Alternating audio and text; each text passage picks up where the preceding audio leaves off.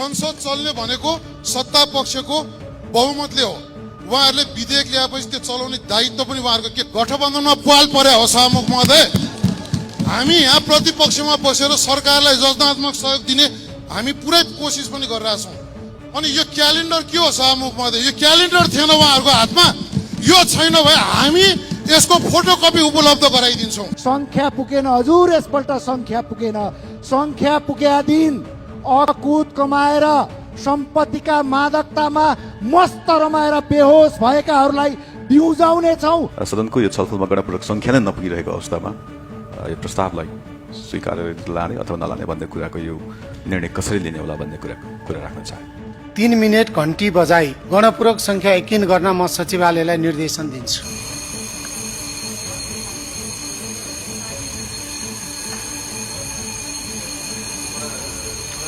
नेपालको संविधानको धारा 94 बमोजिम कुनै पनि प्रश्न वा प्रस्ताव निरार्थक पेश गर्न प्रतिनिधि सभाको 1/4 सदस्य उपस्थित हुनुपर्नेमा 3 मिनेट घन्टी बजाई गणपूर्वक संख्या यकिन गर्दा यो प्रस्ताव निरार्थक पेश गर्न गणपूर्वक संख्या 69 हुनुपर्नेमा हाल माननीय सदस्यहरूको संख्या 61 रहेकोले गणपूर्वक संख्या नपुग भएको देखिएकोले यस विधेयकमाथि विचार गरियोस् भन्ने प्रस्तावको निर्णय आगामी बैठकमा हुने बेहोरा जानकारी गराउँछु।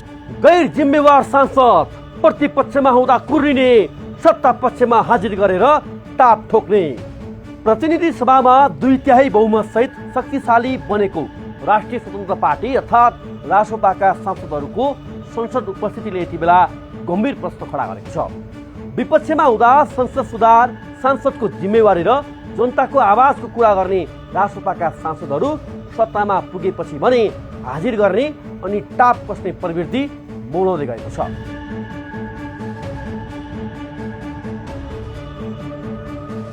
प्रतिनिधि सभामा रासोपाका मात्रै 182 सांसद छन्, अर्थात् संसदको बिजनेसलाई सहज रूपमा अघि बढाउने सबैभन्दा ठुलो जिम्मेवारी सत्ता पक्षकै काँधमा छ।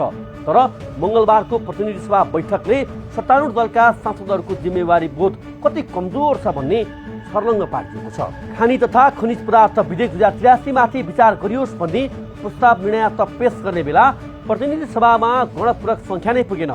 नेपाली कांग्रेसका सांसद निष्कल राईले गणपूर्वक संख्यामाथि प्रश्न उठाएपछि सांसद संख्या गणना गरियो। 3 मिनेटसम्म घन्टी बजाउँदा पनि आवश्यक संख्या पुगेन।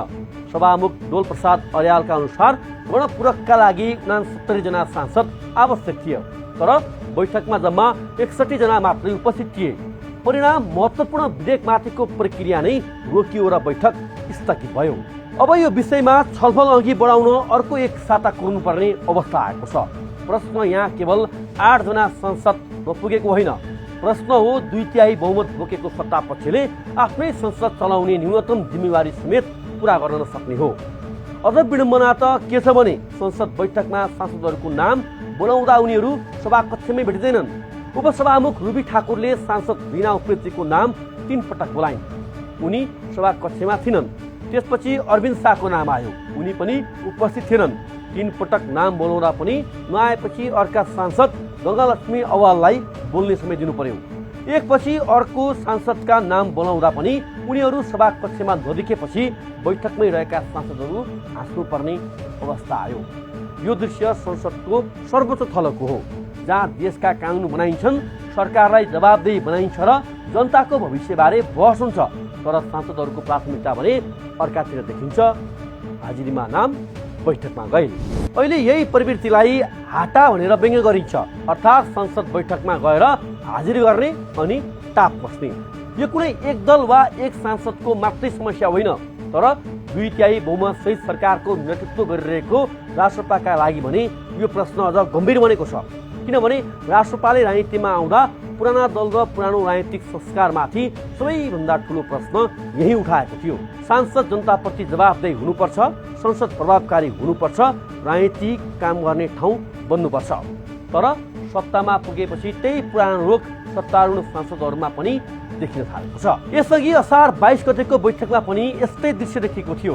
अन्तर्राष्ट्रिय श्रम संगठनको बाध्यकारी श्रम महासन्धि सम्बन्धी विषयमा छलफलका लागि रासोपाकी सांसद सृष्टि भट्टराई र कांग्रेसका सांसद सन्तोष सुब्बाले बोल्न नाम टिपाएका थिए। तर सभामुखले नाम बोलाउँदा दुवैजना सभाकक्षमा थिएनन्। 3 पटक नाम बोलाउँदा पनि नआएपछि अर्का सांसदलाई समय दिनुपर्ने थियो। अर्थात् समस्या केवल हाजिरको होइन, संसदीय जिम्मेवारीको संस्कारमै प्रश्न उठेको छ। राष्ट्रपाले आफ्नै सांसदहरूको हाजिरी अध्ययन गर्न थालेको छ।